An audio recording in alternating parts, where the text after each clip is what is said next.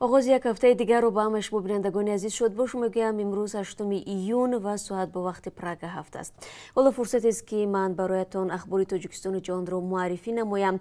برای اینکه روزتون رو با رادیو آزادی آغاز میکنید البته منت داریم و حالا توجه نمایید به خبرها.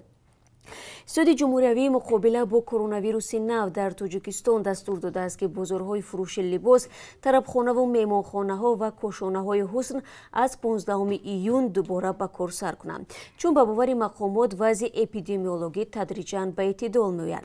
این در حالی است که نماینده سازمان جهانی تندرستی در تاجیکستان گفت هنوز پیک یا اوج بیماری همگیر پس سر نشده است. در جامعه نیز از احتمال سر زدن موج دوم بیماری نگرانند. ستاد جمهوری مقابله با کووید 19 گفته است با نظر داشت وارد شدن تغییر و علاوه ها به کودکس حقوق ویرانکنی مأموری استفاده نقاب های محافظتی طبی حتمی می باشد. خبرگزاری دولتی خوا روز 6 ایون نوشت در صورت رعایت نگردیدن این طلبات نسبت به شخصان واقعی، شخصان حقوقی و منصبداران چاره‌های قانونی اندیشیده می شود و جریمه پیش بینی می‌گردد، ولی مبلغ جریمه را آشکار نکرد. تلاش‌های رادیوی آزادی هم برای دقیق نمودن جریمه برای نداشتن نقاب طبی و کی قبول شدن تغییر علاوه‌ها به کودکس حقوق ویرانکنی مأموری تا این دم به نتیجه بود. شمار عمومی گرفتاران بیماری کووید 19 در تاجیکستان روز 7 ایون به 4529 نفر رسید. مقامات وزارت تندرستی گفتند در یک شبانه روز گذشته کرونا ویروس نو به 76 نفر دیگر سرایت کرده است. به اطلاع رسمی از زمان اعتراف موجودیت ویروس در تاجیکستان 2673 نفر یا 59% بیماران شفا یافته، 48 کس جان باختند. در فهرست غیر رسمی یا آلترناتیو قربانیان کووید 19 تا روز یک شنبه نام بیش از تقریبا 420 نفر را گرد آوردند. مقامات این فهرست را نمیپذیرند. تاجیکستان بعد از قزاقستان و قرقیزستان و ازبکستان کشور چهارم آسیای مرکزی است که روز 30 اپریل موجودیت کرونا ویروس نو را اعتراف کرد. ترکمنستان هنوز ادعا دارد که از بیماری همگیر عاری است. حالا تاجیکستان با 48 تلفات از روی شماره فوتیده ها از کرونا ویروس نو در منطقه بعد قزاقستان در جای دوم است. تا 7 ایون در قزاقستان 52، در قرقیزستان 22 و در ازبکستان 16 کس از کووید 19 فوتیدند. روز یک شنبه عمر جانباختگان از کرونا ویروس نو در جهان به مرز 400,000 و تعداد مبتلایان به 7 میلیون نفر نزدیک گردید. یک هیئت 3 نفری متخصصان سازمان جهانی تندرستی شام 6 ایون وارد تاجیکستان شدند. مقامات میگویند همراه با آنها 16 پزشک از لهستان یا پولشا نیز آمدند. به اطلاع رسمی سفر گروه بر اساس توصیه‌های متخصصان سازمان جهانی تندرستی صورت میگیرد که از 1 تا 11 می در تاجیکستان بودند. وزارت تندرستی تاجیکستان گفت که از این توصیه‌ها دعوت گروه‌های سیاری فوق‌العاده با هدف کار یکجایی با متخصصان تاجیک بود. قرار است گروه پزشکان از لهستان به منطقه‌های گوناگون تاجیکستان رفته تا یک ماه در شفاخانه‌ها با طبیبان تاجیک تبادل تجربه نمایند. روس اویاتسیا پیشنهاد کرده است که رفت آمد با 15 کشور خارجی را از 15 ایول برقرار کند. با چنین خلاصه روز جمعه رسیده شده است. این پیشنهاد اداره هوانوردی روسیه برای تصدیق به حکومت ارائه گردیده است.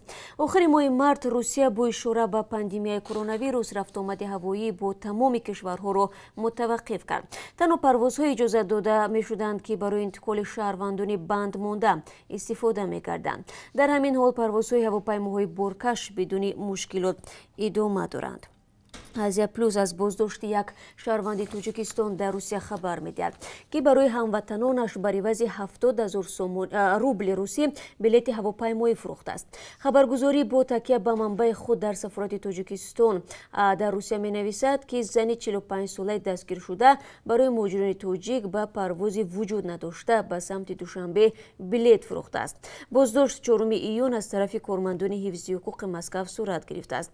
این زن متهم وعده داده است که به زودی پروازی به دوشنبه انجام شده است و از مهاجران از 70 تا 75 هزار روبل و از این زیادتر نیز مبلغ میگیرد. سفارت میگوید اخیرا از یک حالت قلبی دیگر نیز پیشگیری کردند که به مهاجران وعده شده است آنها را طریق اتوبوس به تاجیکستان میبرند. نمایندگی تاجیکستان در روسیه هشدار میدهد که تشکیل کنندگان این گونه خطسیرها به جوابگاری کشیده خواهند شد. سفارت یادآور میشود مرزهای دولتی بنابر اپیدمی کرونا ویروس بین روسیه، قزاقستان، تاجیکستان و ازبکستان هنوز بسته است و وارد شدن به قلمرو این دولت‌ها از جمله طریق نقلیات زمینی منع میباشد.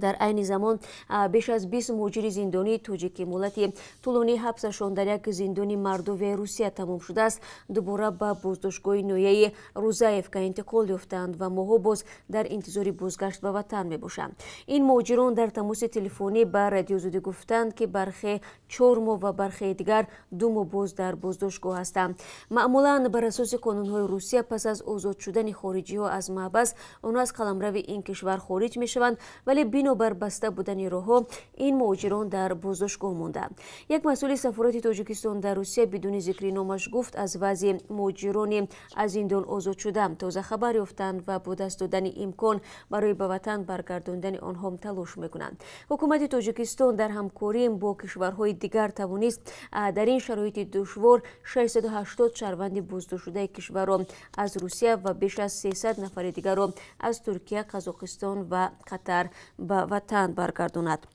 برای برگرداندن مهاجران تاجیک از روسیه اکثرا از پروازهای چارتری دو طرفه استفاده شد، اما اساساً آنهای بازگردانده شدند که در شهرهای مرکزی روسیه به سر می‌بردند. مقامات گفتند آنهایی را که برگردانیدند برای انجام کارانتین به جایهای علیحده انتقال داده از تشخیص کرونا ویروس گذراندند. معلوم شده است که برخی از آنها گرفتار کرونا ویروس هستند. حالا مهاجران تازه از محبس رها شده میگویند مقامات باید به بازداشتگاه‌های دور روسیه نیز توجه کند و برای برگرداندن آنها کمک رسانند. بر اساس گزارش‌ها در چند محبس مردوی حدود 1000 مهاجر تاجیک در زندان قرار دارند. بارها زندانیان تاجیک از شکنجه و بدرفتاری ماموران زندان در این منطقه روسیه شکایت کرده بودند. سفارت امریکا در دوشنبه خبر داد که نزدیک 60 شهروند تاجیکستان را برای بازگشت به وطن کمک کرده است. این خبر روز 6 ایون در صفحه فیسبوکی سفارت امریکا در تاجیکستان نشر گشت. آنها اکثرا دانشجویان برنامه‌های فلکس و فول برایت بودند که در یک پرواز چارتری یا غیر نقشه‌ای از امریکا به دوشنبه رسیدند. سفارت امریکا در صفحه فیسبوکیش به کارمندان فرودگاه دوشنبه برای مساعدت در راه‌اندازی این پرواز سپاسگزاری کرده است. از این پیش نیز روز 3 می بیش از 60 شهروند تاجیکستان به وطن برگردانیده شد. این پرواز در حال انجام میگیرد که پرواز هواپیماها به تاجیکستان از نیمه دوم ماه مارس این جانب قطع شده است. وزارت کارهای خارجه افغانستان گفت مقام‌های ولایتی یزد ایران اطمینان دادند که عاملان تیراندازی به ماشین حامل مهاجران افغان به نهادهای دادگاهی معرفی خواهند شد. وزارت شب 6 ایون در اعلامیه گفت سفیر افغانستان در ایران با مقام‌های ولایتی یزد دیدار کرده حادثه را مورد تحقیق قرار داده است. وی گفته است ماشین حامل مهاجران افغان پس از تیراندازی آتش گرفته، سپس بنابر سرعت زیاد به دیوارهای کناری را برخورده است. حادثه روز چهارشنبه هفته گذشته رخ داد و در نتیجه آن 3 مهاجر افغان کشته و شماری هم زخمی شدند. اتحادیه اروپا با 360 نفر در باختر خراسان که بر اثر آمدن سیل ضرر دیدند کمکی یک دفعینه پولی جدا کرد. به اصلاح دفتر مطبوعاتی نمایندگی اتحادیه اروپا در دوشنبه در مجموع 72 اویله را در بر میگیرد و به هر کدام 150 فرانک شویتزاری برابر به 1,500 سومونی تقدیم می شود. به اصلاح منبع این اویله ها را مقامات محلی مشخص می کنند. پول ها توسط بانک ملی و امانت بانک به دست ضرر دیدگان خواهد رسید. اتحادیه اروپا روز 5 ایون اعلان کرد که به ساکنان آسیب دیده از سیل در جنوب تاجیکستان کمک‌های بشری کرده است. یاری‌ها با مبلغ 80,000 یورو به 1700 نفر در باختر و خراسان ولایت ختلان پیش بینی شده است. یادآور می‌شوم در روزهای 14 و 15 می باران‌های پی در پی باعث به آمدن سیل در منطقه‌های گوناگون تاجیکستان از جمله ناحیه خراسان گردید. مقامات تفتیشاتی میگویند خورسند مراد خرموف راننده رئیس شهر کولوب با گمان قلابی برای فروختن قطعه زمین بازداشت شده است. یک منبع از دوستانی ولایت ختلان روز 6 ایون بر رادیو زودی گفت راننده رئیس شهر کولوب نیمه دوم روز 29 می در داخل ماشین هنگام گرفتن پول از یک ساکن کولوب که از او برای بخطریش ام نام میبرند بازداشت شد. به گفته همصحبت رادیو زودی اگر تفتیشات پیشکی کردارهای جنایتی را پورا ثابت کند در نسبت به خورسند مراد خرموف با ماده 247 کودکس جنایی یعنی قلابی پرونده باز خواهد شد. این منبع میگوید خورسند مراد با مصلحت پیشکی به یک ساکن کولوب وعده داده است که قطعه زمین را میفروشد و برای این از شهروند پورا طلب کرده است. این قطعه زمین در جماعت کولوب دهه لغمون جای داشته است. گفته می شود در این پرونده نام 4 مسئول دیگری حکومت شهر کولوب نیز هست ولی به خاطر خلل نیافتن بر روند تفتیشات نامناسب آنها ذکر کرده نمی شود.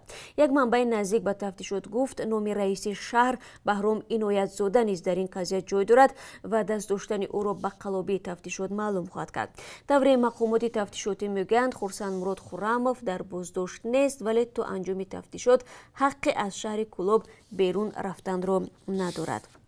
و ریاست وزارت کارهای داخلی دوشنبه پس از نشر ویدیوی بحث برانگیز در شبکه‌های اجتماعی قهرمان‌های آن را پیدا و بازداشت نمود. در این نوار یک زن از طرف جوان دختر دیگر تحقیر و لطوکوب و موی سرش قیچی کرده می شود. معلوم شد که جبریده وهاب و گلنوزه، گمانبر خالق و شهنوزه و نوار بردار ددخان و مدینه با هم شناس بوده گلنوزه را در منزل گمانبر شهنوزه مورد عمل‌های تحقیرآمیز قرار دادند. آنها هنگام پرسش گفتند که بین آنها بحث لفظی صورت گرفت و سپس شهنوزه گلنوزه را لطوکوب نموده و دشنام میدهد و موی سرش را میبرد. ددخان و مدینه باشد به جای خلاص کردن برعکس این صحنه خشونت را به نوار گرفته در صفحه‌اش در اینستاگرام و شبکه‌های دیگر پهن کرده است. نسبت گمانبران بر اساس ماده 237 یعنی اوباشی در هیئت گروهی پرونده جنایتی آغاز کرده شده. گمانبر اساسی شهنوزه خالق و در بازداشتگاه موقتی ریاست وزارت کارهای داخلی در شهر دوشنبه قرار دارد. و حالا برای شما از خود به اسعار خارجی میگویم که از طرف بانک ملی چنین تعیین شده است. $1 10 سومانی و 28 درم است. یک یورو 11 سومانی و 63 درم ارزش دارد. امروز قرب 1000 روبل روسی 149 سومانی و 50 درم تعیین گردیده است که نسبت آخری هفته گذشته بیشتر می باشد. و بینندگان عزیز این چند خبری تازه بود که من برای شما گفتم و در ادامه روز با خبرهای بیشتر شما را منتظر خواهیم بود. بعد از 3 ساعت دیگر یادتان نرود شما را در همین جا منتظریم. تا اون وقت خدا نگهدارتان.